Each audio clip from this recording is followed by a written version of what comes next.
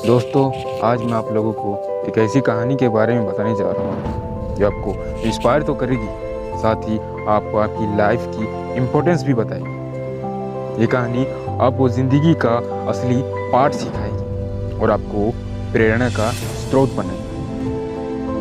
दोस्तों, एक बार की बात है, एक बहुत आलसी आदमी था।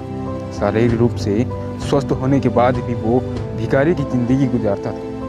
खाने पीने के लिए हमेशा दूसरों पर निर्भर रहता था। एक दिन जब वो खाने के लिए कुछ खोज रहा था तो उसने फलों लगे पेड़ों को देखा। चारों ओर देखने के बाद कहीं कोई देख तो नहीं रहा है। वह उस बगीचे के अंदर चला गया और देखा कि कोई भी उन पेड़ों की रखवाली नहीं कर रहा। तो उसने जल्दी से कुछ फल चुराने का फैसला कर लिया। लेकिन जैसे ही उसने पेड़ पर चढ़ना शुरू किया, किसान ने उसे देख लिया और उसे पकड़ने के लिए दौड़ कर आने लगा। जब आलसी आदमी ने डंडा लेकर उस किसान को अपने पास आते देखा, वह डर गया और छिपने के लिए पास के एक जंगल की ओर भाग गया। जंगल में जैसे ही वो थोड़ा सा आगे बढ़ा, उसने एक लोमड़ी को देखा जिसके केवल 2 पैर थे और वो रेंग रही।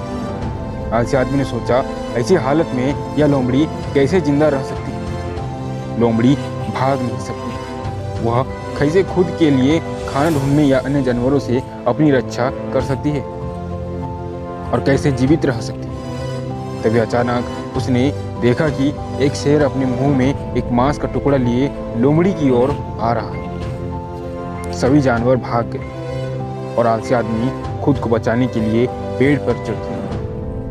लेकिन लोमड़ी वहीं रुकी रही। उसके पास 2 पैर चलने की क्षमता नहीं थी। लेकिन इसके बाद जो हुआ, उसने आलसी आदमी को हैरान कर दिया। शेर लोमड़ी के पास आया और मांस का टुकड़ा उसने वहां छोड़ दिया जो उसने उसके मुंह में लोमड़ी के लिए था। यह देखकर आलसी आदमी खुश हो गया। वो सोचने लगा कि भगवान जिन्होंने सभी को बनाया है, हमेशा उनके द्वारा बनाई गई चीज़ों की देखभाल के लिए एक योजना निर्धारित कर देते हैं। वो सोचने लगा कि भगवान ने उसके लिए भी योजना बनाई हो। जंगल से बाहर निकलकर वो एक जगह बैठ गया और इंतजार करने लगा कि कोई उसे खाना खिलाए। उसका विश्वास था कि उसके लिए भी ईश्वर किसी को भी भेजेगा।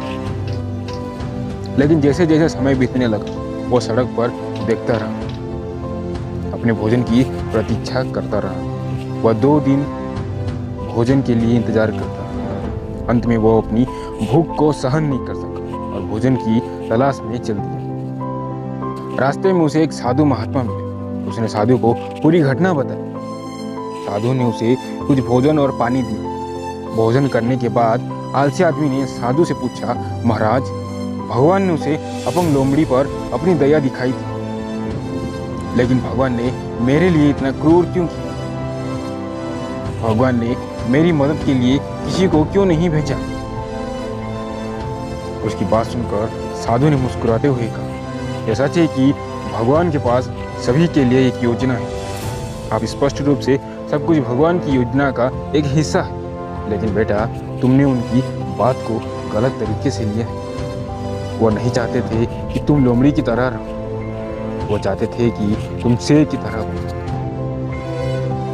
अक्सर हम ईश्वर के संकेतों को गलत समझते हैं। ईश्वर ने सभी को अपना जीवन निर्वाह करने की ताकत और क्षमता दी है। हमेशा चीजों को सकारात्मक तरीके से देखना चाहिए। खुद को हमेशा मजबूत स्थिति में देखो, जिससे हम जरूरतमंद लोगों की मदद कर सकें। हमेशा उस रास्ते को मत देखो जो आसान है, बल्कि उसका चुनाव करो जो सही है।